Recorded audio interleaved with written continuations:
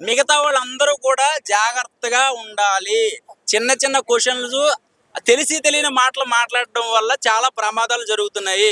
అక్కడ సినిమాకి ఎఫెక్ట్ పడుతుంది, ప్రొడ్యూసర్‌కి ఎఫెక్ట్ పడుతుంది, చిన్న చిన్న ప్రాణాలకు ఎఫెక్ట్ పడుతుంది.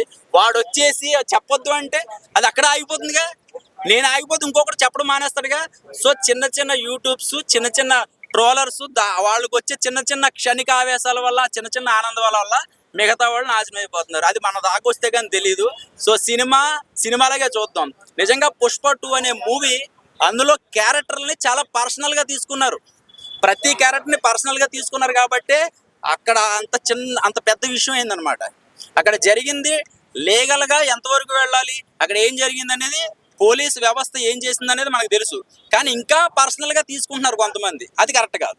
అక్కడ లీగల్‌గా ఎంతవరకు తీసుకోవాలో అంతవరకే తీసుకోవాలి. అక్కడ ఏ టైంలో ఏం జరిగింది, ఏ టైంలో ఏం జరిగింది అనేది ప్రతిదీ మనకి వీడియోలో అంటే సీసీ ఫుటేజ్ ద్వారా మనకి తెలిసింది.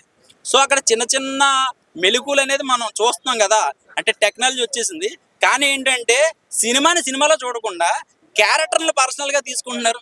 గతంలో ఒకసారి 'మగధీర' సినిమా వస్తే అందులో ఒక విలన్ అది వేసి చంపేస్తాడు. ఎవరిని? అడ్వకేట్లు ధర్నా చేశారు.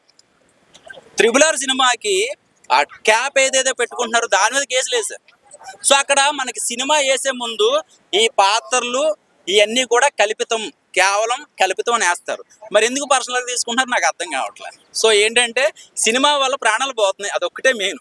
అసలు అది జరగకూడదు. సో ట్రోల్స్ వల్ల ఇలాగ తెలిసి తెలియని మాటల వల్ల మనస్పర్ధలు వస్తున్నాయి. ఏదో ఇప్పుడు నేను మాట్లాడే దాంట్లో ఏదో ఒక ముక్క కట్ చేసినా కూడా నేను బ్యాట్ అవుతా. ఒక చిన్న మాట అది ఉల్టా అవుతుంది. అక్కడ మంచి చూడట్లే, చెడే చూస్తున్నారు అనమాట. ఒక్క ఫోన్ వల్ల జీవితం నాశనం అయిపోతుంది. అదొక్కటే నేను చెప్తున్నా. సరే అయితే బాయ్.